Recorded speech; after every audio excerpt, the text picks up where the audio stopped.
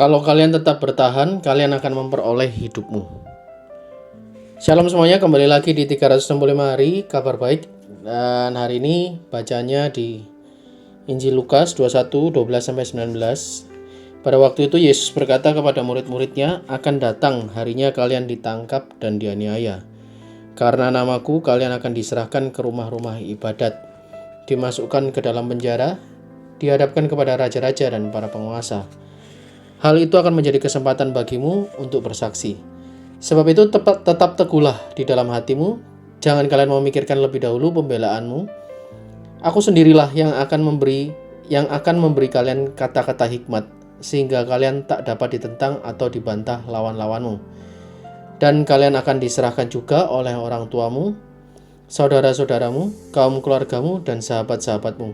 Dan beberapa orang di antaramu akan dibunuh. Karena namaku kalian akan dibenci semua orang, tetapi tidak sehelai pun rambut kepalamu akan hilang. Kalau kalian tetap bertahan, kalian akan memperoleh hidupmu.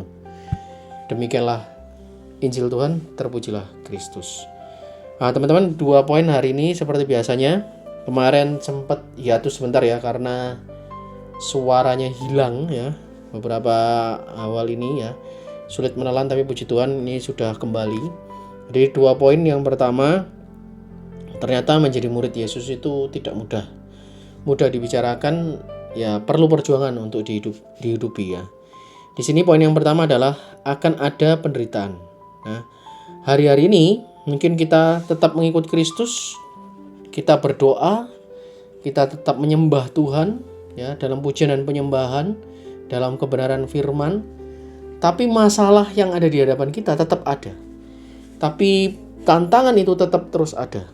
Nah, itu adalah penderitaan ya.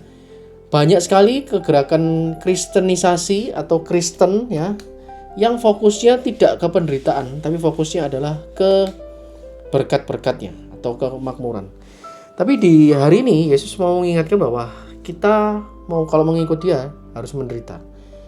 Jadi komitmennya apa?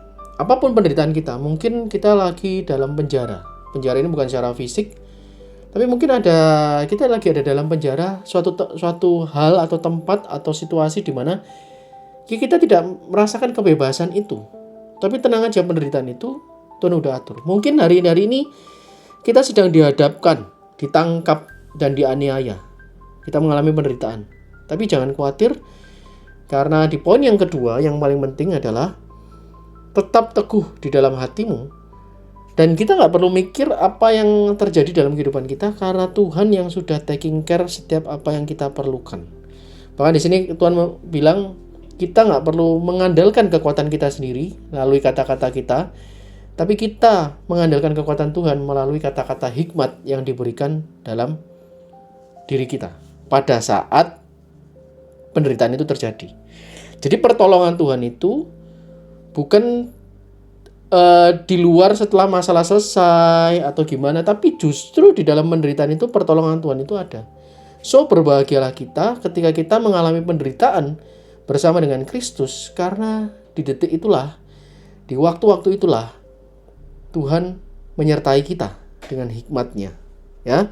Bayangin, hikmatnya Tuhan itu diberikan kepada kita ya secara luar biasa. Bahkan ketika penderitaan itu dilakukan atau kita rasakan di orang-orang terdekat kita. Tentu saja ini sering terjadi. Tidak mungkin orang-orang yang di luar yang tidak kita kenal itu bisa menyakiti kita. Misalnya ada orang di pinggir jalan tiba-tiba menyakiti hati kita, tidak mungkin. Justru orang-orang di sekitar kita, orang-orang terdekat kita yang dapat menyakiti hati kita. Semakin dekat kita dengan seseorang, semakin mudah kita tersakiti. Nah, bahkan Tuhan bilang kita bisa dibunuh. Dibunuh ini bukan secara fisik saja, tapi secara jiwa kita, pendidikan kita, karakter kita, pekerjaan kita, bisnis kita, bahkan pelayanan kita juga bisa dibunuh dan dibenci oleh semua orang. Tapi Tuhan bilang, tetapi tidak sehelai pun rambut kepalamu akan hilang. Kalau kita tetap setia kepada Tuhan ya, dan bertahan, kita akan memperoleh hidup kita. Bukan hanya hidup di dunia ini saja, tapi hidup di surga. Oke teman-teman, 2 poin itu aja yang bisa saya bagikan hari ini. Kita ketemu lagi besok di 365 hari kabar baik. Bye bye. Tuhan Yesus memberkati.